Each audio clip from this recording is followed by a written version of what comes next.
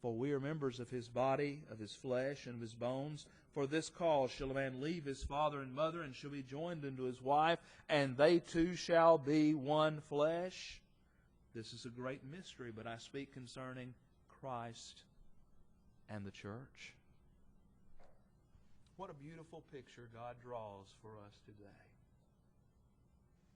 What a beautiful portrait is painted before us of Christ and the church, and of husband and wife, and this relationship of unity or oneness. Now, in regard to spiritual things, if people understood this lesson that is taught here within the church, we wouldn't have the problems. Some say, well, I want Christ, but I don't want the church. You can't separate the two. Christ is the bridegroom and the church is the bride. And that picture is painted numerous times. You cannot separate Christ and His church. Salvation is found in Christ. Salvation is found in the church. You can't separate the two. And so it is in marriage when two people, man and woman, are joined together in holy matrimony. They become one.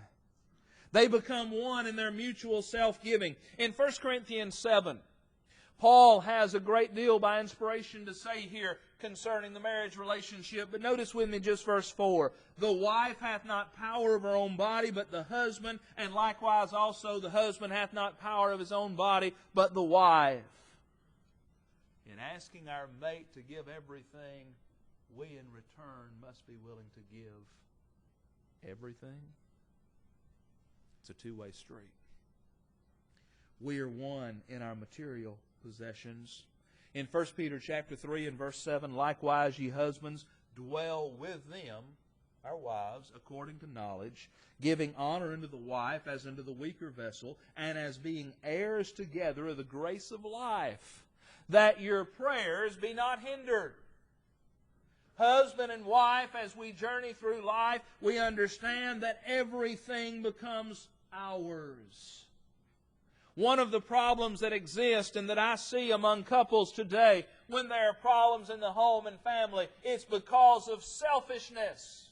In the marriage relationship, there cannot be a lot of me and mine, but instead in the marriage relationship it becomes ours. And some are not willing to give that up.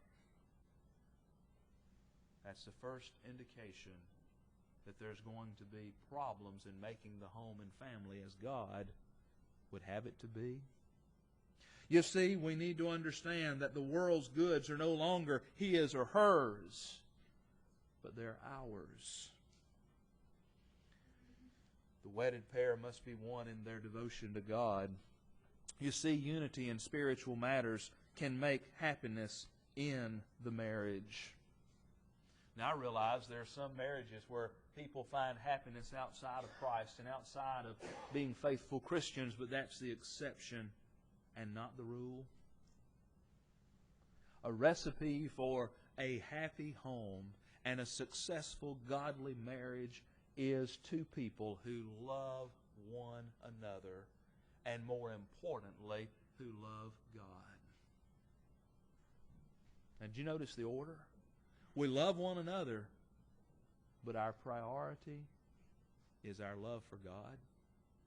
If God is the center, if God is the focal point of our home and our family, when there are difficulties or problems, there is always something to pull us back. When God is absent, when there is not a desire to please God and to obey God, then when two people have a miff, when there's a problem, rather than being drawn together into God, often they go their separate ways.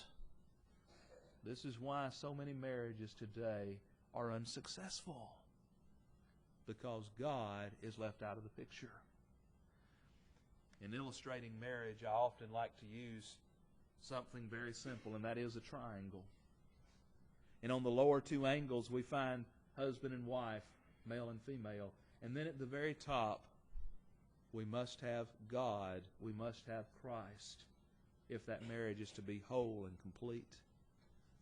Because that is going to be the glue that holds marriage together.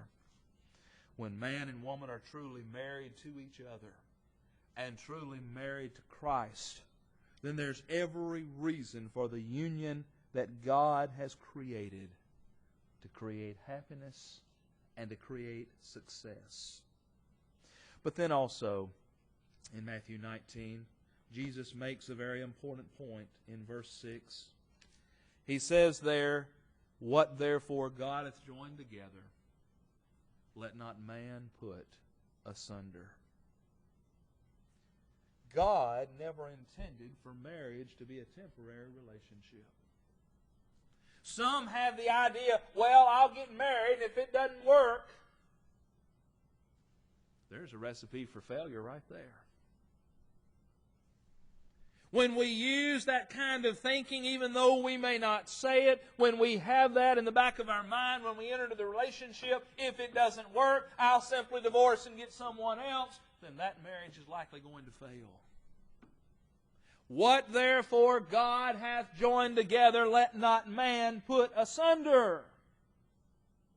God never intended marriage to be on a trial basis. It doesn't have a warranty, a money-back guarantee.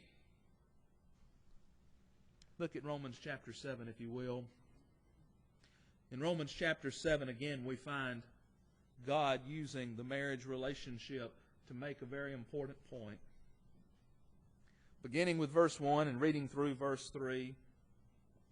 "Know ye not, brethren, for I speak to them that know the law, how that the law hath dominion over a man as long as he liveth? For the woman which hath a husband is bound by the law to her husband so long as he liveth. But if the husband be dead, she is loosed from the law of her husband. So then, if while her husband liveth she be married to another man, she shall be called an adulteress. But if her husband be dead, she is free from that law, so that she is no adulteress, though she be married to another man." What is God setting forth here? That marriage is a relationship that we enter into for life. It's the ultimate commitment, is it not? I don't know if you've been to a wedding lately, if you've heard a wedding ceremony lately, but a phrase is becoming obsolete with many who perform weddings today, and that is, "till death do us part." It's being left out. People don't want that in their wedding, because they are not wanting to enter into a lifetime relationship, a permanent relationship. But that's exactly what God wanted marriage to be, for us to find happiness.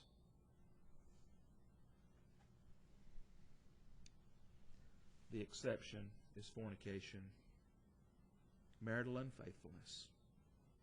Verse 9 of our text, Jesus deals specifically with that, and how tragic that this has to be the case. He said, "I say unto you, whosoever shall put away his wife, except it be for fornication." Except it be for fornication. "And shall marry another, committeth adultery. And whoso marrieth her, which is put away, doth commit adultery." I dare say Matthew 19:9 is one of the most unpopular passages found in the Bible. I would be willing to say that Matthew 19:9 is one of the most disregarded passages found anywhere in the Bible. Christians will argue around them. Christians will do all within their power to try and twist and say, well, that's not what it says. That's not what God meant.